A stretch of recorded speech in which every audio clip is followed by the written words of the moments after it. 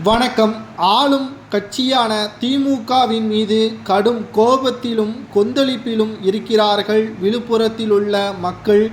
அமைச்சர் KN நேரு அவர்கள் மீது சேற்றை வாரி வீசிய சம்பவமும் சமூக வலைதளங்களில் வைரலாக பரவி வருகிறது. இந்த நிலையில் உதயநிதி ஸ்டாலின் அவர்கள் விழுப்புரத்திற்கு வரவுள்ளதாக தகவல்கள் வெளியாகியிருந்த நிலையில் அவரது கட்டோட்டுகளை அங்கு உடைத்து எதிர்ப்புகளையும் தெரிவித்திருக்கிறார்கள்.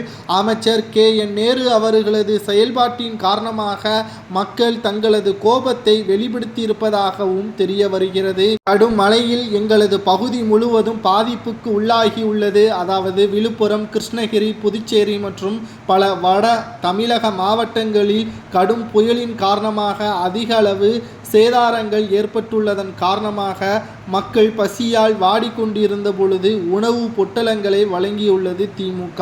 அதுவும் கெட்டுப்போன உணவுகளை சாப்பிட்டதன் காரணமாக அப்பகுதியில் உள்ள குழந்தைகள் மருத்துவமனையிலும் அனுமதிக்கப்பட்டுள்ளனர்.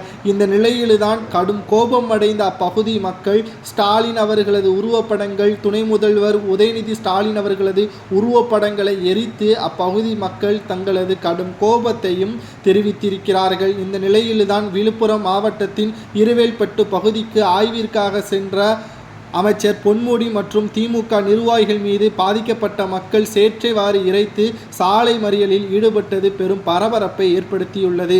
பாதிக்கப்பட்ட மக்களுக்கு இன்னும் நிவாரணம் கொடுக்கப்படவில்லை என்பதும், பாதிக்கப்பட்ட மக்களின் கதறால் உங்களுக்கு கேட்கவில்லையா என்றும் போராட்டம் மூலமாக வெளிப்படுத்தியிருக்கிறார்கள்.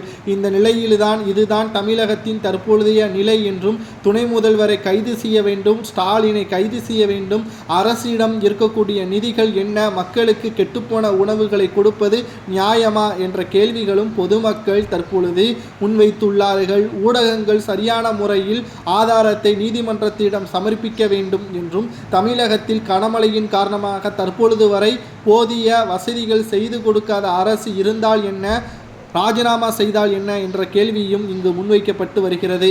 சென்னையில் மழை பெய்தால் மட்டும்தான் அனைத்தையும் செய்வாரா ஸ்டாலின்? ஏன் திருவண்ணாமலை, விழுப்புரம் போன்ற பகுதிகளில் மழையால் பாதிக்கப்பட்ட குடும்பத்தினர் இன்னமும் அவரால் சந்திக்க முடியாத சூழலும் ஏற்பட்டுள்ளது.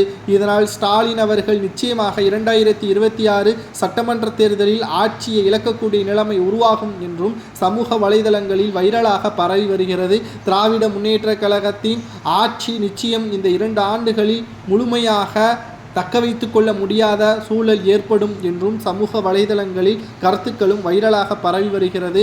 கள ஆய்விற்காக சென்ற உதயநிதி அவர்களது உருவப்படங்கள் எரிக்கப்பட்ட சம்பவமும் பரபரப்பை ஏற்படுத்தியுள்ளது.